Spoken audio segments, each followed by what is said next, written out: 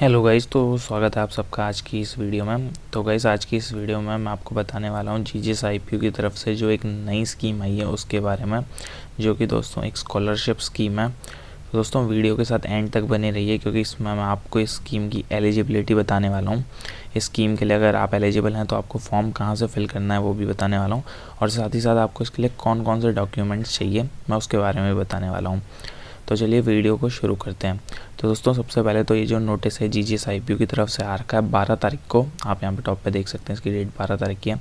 तो आप इसे आईपीयू की वेबसाइट पे जाके भी देख सकते हैं, और साथ ही साथ मैं डिस्क्रिप्शन में भी इसका लिंक दे दूँगा आपको, आप वहाँ पर जाके भी इसके बारे में पढ़ सकते हैं। तो दोस्तों आप यहाँ पे देखेंगे कि यहाँ पे सब्जेक्ट है post matric scholarship for SC, ST and OBC student.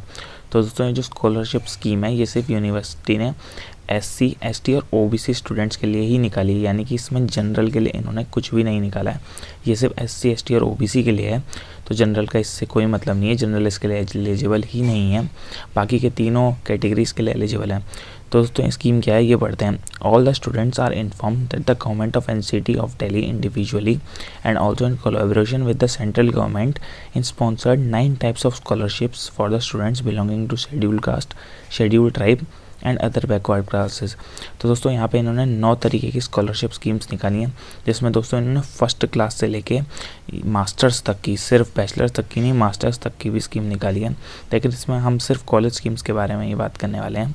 तो आगे देखिए, the students who are interested to avail any one of the scholarship for the academic year 2021 and 22 may please visit the website. यहाँ पे इन्होंने website दे रखी है, और contact on the helpline number this for more information. तो यहाँ पे दोस्तों इन्होंने अपनी वेबसाइट दे रखी है, जिस पर अगर आपको रजिस्टर करना होगा तो आप इस पर जाके रजिस्टर कर सकते हैं, उसके बारे में पढ़ सकते हैं, और साथ ही साथ यहाँ पे हेल्पलाइन नंबर भी है जिस पर आप पूछ सकते हैं। तो दोस्तों इसका भी लिंक मैं साथ ही साथ डिस्क्रिप्शन में आपको दे दूँगा।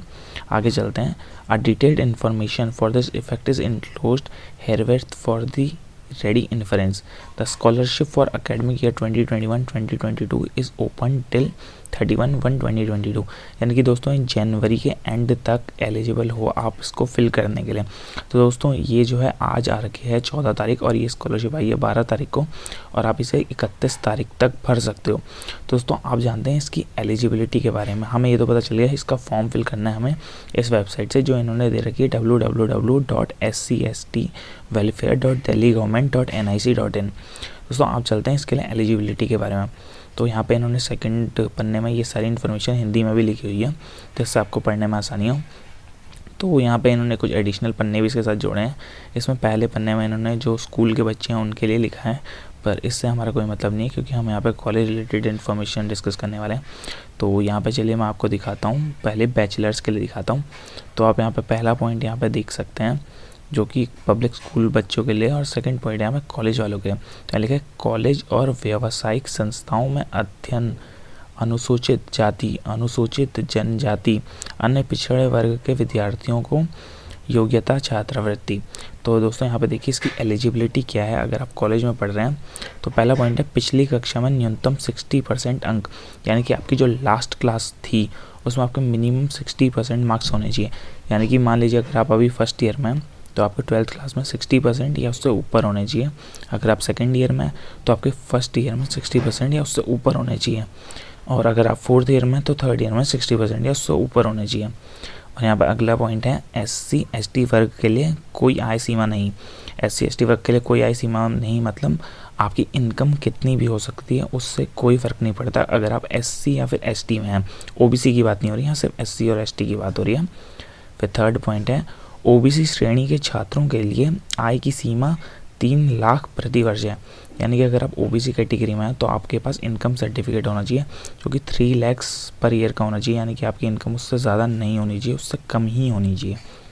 फिर फोर्थ पॉइंट हमारे पास यहाँ पे है एसडीएम द्वारा जारी किया गया जाति व अन्य प्रमाण पत्र, यानी कि आपके पास एसडीएम से जो मिलता है आपको जाति प्रमाण पत्र कि आप एससी हैं, एसटी हैं या ओबीसी हैं, वो भी आपके पास होना चाहिए। ये सारे डॉक्यूमेंट दोस्तों आपके पास होने चाहिए, तब जाके आप इसके लिए एलिजिबल हो पाएंगे। पहले तो आपके पास मार्कशीट होनी चाहिए लास्ट ईयर की कि आपके 60% से ऊपर हैं। फिर दूसरा आपके पास क्या बोलते हैं सर्टिफिकेट होना चाहिए कि आप एससी, एसटी या ओबीसी जिसमें बिलोंग करते हैं। फिर तीसरा अगर आप एससी, एसटी में होते हैं तो कोई बात नहीं, अगर आप ओबीसी में तो आपके पास 3 लाख या उससे नीचे का जो है उस इनकम सर्टिफिकेट होना चाहिए। ये सारे डॉक्यूमेंट्स की आपको ज़रूरत है।